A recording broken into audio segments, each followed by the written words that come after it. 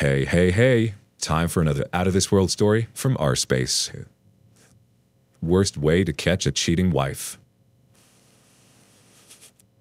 This will be long as it happened a few years ago, and I just finally feel like sharing it after reading many stories and experiences here. It's my hope my story will help someone else survive cheating. I was married nearly 20 years to my ex-wife. I was a professional firefighter before we met. I began my career when I graduated high school at 17 and enrolled in Fire Academy with a parent waiver. I am a fourth-generation fireman, and throughout our marriage, working my way as high as battalion chief before requesting demotion back to rescue captain of my department's rescue squad, since that's where all my certifications, etc. were in. Once Christmas Eve, we received a call for a structure fire at an apartment building. When we got on scene, there were 18 residents unaccounted for. We began rescue ops, and in one unit, I found a young husband and wife, got them out, and as a tender changed my air bottle, the young woman sitting with the medics began screaming, "My baby, my baby!" I ran up to her and asked her, "Ma'am, what kind of baby? I'm looking for a dog, cat, human, or what?" All she said was, "My baby," over and over, so I ran back in. A short time later, I emerged with an infant. As I made my way out, something inside the building blew, sending debris everywhere. I was hit in the back by a piece of wood like a giant splitter. I somehow still made it to the triage area, handed off the baby, and collapsed. That was when the splinter was found sticking out of me. I was helicoptered to a trauma center. While on the way, I passed away twice and revived. I was taken in for emergency surgery. The splinter had nicked my heart, and I was dying. My wife was called by crew and told of what happened, and she told my crew that she was not coming. She had better things to do than to worry about my ploy for her attention and how I was using my job to try and get into her panties. I was in the hospital for 30 days, as they would not release me until they were sure I was healed enough to return home in a very rural area about 60 miles from where I worked, and a real hospital. When I was released, I tried to get my wife to pick me up. She told me she didn't have time and make that drive. I had to beg her for a ride home, and when I finally found one through one of my crewmates, he accompanied me into my house, making sure I was okay and not alone. We walked through my home, looking for my wife since her minivan was in the driveway. When I opened her bedroom door, I collapsed to my knees as my crewmen came up behind me and shouted, "What the F are you doing?" We opened my bedroom door to find my wife in bed. She had a man under her and her kitty, another behind her in her butt, and a third in her mouth. At first, the thing that hit me most was the one in her butt and mouth. Things she never did with me, and that I had never tried at all, claiming I was too big and would gag her or hurt her. My friend helped me up. He took me out, then went in and gathered me some clothes to take. He took me to another friend's home, where we explained what had transpired. Later on, the friend with me when I caught her told me when he went to get the things for me, the ex and her boy toys never stopped what they were doing, and he took cell phone video without them noticing. A few days later, my friends helped me find a divorce lawyer and started the divorce process. Luckily, our kids were already adults now, so we didn't have that battle in divorce to put our kids through because in court, I learned that everyone in our friends group was getting some of my wife except me. She openly admitted to doing every man in town to the judge and how I was nothing but a paycheck and how she always hoped I'd die in the line of duty and she'd get that $1 million life insurance we had if I was killed on the job. When we met and throughout life, she was always sweet and naive. She was a little slow in many things, but when her mom lost everything and moved in with us for a while, that's when my wife began to change. Her mom didn't live in the same house the entire time as we bought a small building and turned it into a little cottage on the back end of our property so we could have her privacy. Once I moved her mom out back is when I noticed the changes in her. It was hard for me to notice red flags, etc., as I was the only one working and I would work 48 on and 24 off. The normal is 24 on, 48 off. But because she refused to work, I had to work double, and even at times a second job to support 5 of us by myself. Wife, 2 kids, mother-in-law, and myself. Since catching her, the home has been sold and everything split that was mutual property divided, sold, and split, etc. My crew rallied around me, being there to help me when needed, as well as to help me try to fight my way back to duty status, as well as be there when I need someone to talk to and so on. Most of these men and women on my crew lived in the city we worked in, so it was an hour drive at least each way to assist me. I worked my butt off to get my career back. I wanted to hit the 35 years of service mark, then retire. When it came time to do my physical, etc. to return to duty, I passed, but was subsequently called into the chief's office where I was told, "Captain, you have 2 choices. 1, you can retire now at 30 years and keep your full pension and benefits, Or 2, we will medically retire you and you get half. I stuttered, but I passed my return to duty tests. The answer I received was, Captain, you're one of not the best fire rescue specialists I've ever known. But your age, your injury history, and your recent diagnosis of PTSD, coupled with bipolar, the insurance company will no longer cover you due to high risk. So do you have a decision? I retired and left my heart broken and defeated. When my now ex-wife found out, she began tormenting me over it all, trying to drive me to suicide as my guess. But instead of letting her win, I left the area, began working in animal rescue to help pass the time. It was the lowest point in my life. Living in an RV trailer, running an animal rescue, and no one would give me a job. Sure, I didn't need to work, but I needed something to do. I swore off women, except for my sister firefighter. I didn't socialize or date, etc. for a long time. I thought I would never be in a relationship again. I didn't know if I could ever trust anyone ever again. Then it happened. I began playing what I guess you would call one of those MMORP games, where I met a woman. We would chat eventually, exchange numbers, etc.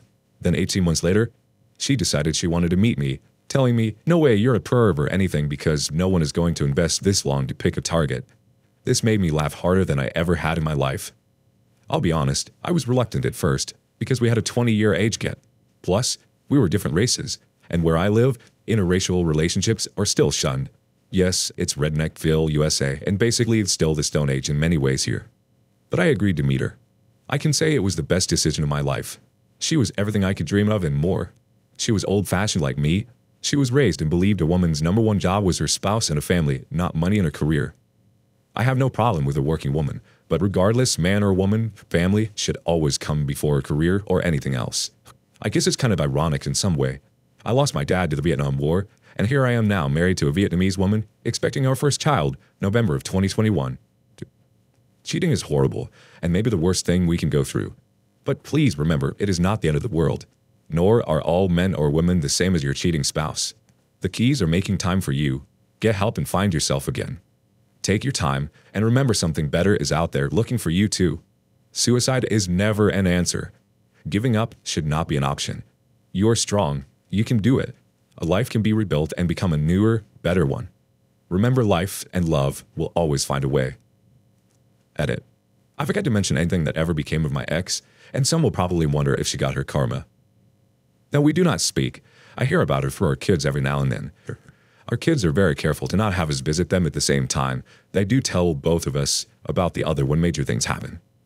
So when word got out of what my ex-wife did, she was run out of town, which allowed me to move back to my hometown, where I now live in my late parents' old house with my new love and soon-to-arrive baby. The ex, however, has not fared as well, as she has twice had online relationships that ended up being Nigerian scammers. The 2 real-life relationships she had, both guys cheated on her, using her for her large chest and other parts. Though, honestly, I don't know why anyone would want her. A blow-up doll would be more fun and participate in bed more than my ex.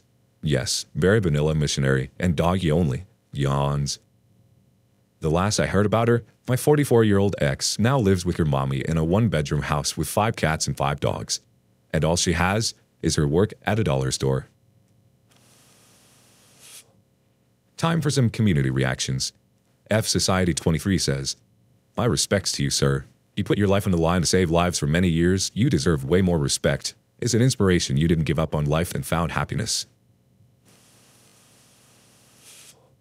The OP responds, "Thank you. It was hard, but I firmly believe everything happens for a reason, and when something like this happens, it's usually because something better is around the bend. As for my service, it was my honor and privilege to serve the people and use skill bestowed upon me to make a difference in someone's life." Next up, OK Replacement 7697. "I'm glad you put it through and find someone worthwhile. Your ex-wife just can't be considered human. I have a few questions if it's okay to answer. 1. Your ex-wife, as she is now? 2. Do I try to fix things? 3. How did your children take the situation and what do they think of her mother now? 4. Do they have contact yet or not? 5. Does she hate you now? Thank you and good luck with your next child and partner." BOT responds, "Your ex-wife as she is now. She now lives alone with her mom and 10 pets, 5 cats and 5 dogs. She has been scammed and cheated on since our divorce more than once. Do I try to fix things? There is no fixing it. I was dying after being hurt. saving a baby, and she abandoned me, leaving me to live or die alone. There is no forgiving this. How did your children take the situation and what do they think of her now? Luckily, they no longer lived at home when it happened, but the ex tried to turn them against me. But thankfully, my kids were too smart for this and dug to find the truth on their own, and so we have a great relationship. That said, my kids make a point to make sure mom and dad never visit at the same time. Do they have contact yet or not? Yes, they have contact with us both, often sharing news of her with me and me to her. But as I said, they make sure we never see each other through them. Does she hate you now? To be honest, I don't know if she hates me now, and I don't care. I do know she is jealous of my new life and how happy I am. I do know from my daughter she is pissed off by how much time I spend with my new family. Being retired and collecting a pension has its perks. I get to be with my new wife every step of the way through the pregnancy, so this time I hope to be here for all the firsts. I worked too much with the ex, but she refused to work too, so I had no choice. OK Replacement 7697 has another response. Yes, of course, that is unforgivable, but I thought that at least she tried to talk you to fix things. She tells you if she regrets doing it or she still doesn't care. I think how is she doing now is karma. Although I don't believe much in these things, but here you can see it. Happily, your daughter could see the truth. But did her relationship worsen and hers, her daughter, or did it continue as if nothing had happened? Do you plan to remarry, or do you want to maintain the relationship as couples? I hope you can see and spend as much time as you want with your new family, and they are happy. DOP responds, no, she never talked to me, never tried to explain or apologize, and all I ever heard were the stories she told people we both knew or she knew and eventually told me. I really don't know much about her current life, and not trying to be mean, but I don't care either. She is the past. I live in the here and now and look to the future. The kids are still close to mom, but you can tell they do not trust her, and they are upset with what happened. I tell them what happened between mom and I doesn't affect them or how she treated them, so they shouldn't hold mom and my problems against their mom. Yes, I am happily remarried to a woman who exceeds my dreams of a woman. We are expecting our first child together in November. We spend most of our time together, and we both choose it that way, though we do both have activities we do solo. Like I volunteer at my local volunteer fire department as a training officer, passing on what I know to a new generation. And she does nails as a hobby, and to make extra spending money for herself. She worked in a nail shop before we got married. I decided to quit once she found out she was pregnant, not wanting to work around all the chemicals, etc. that could hurt her and the baby all the time.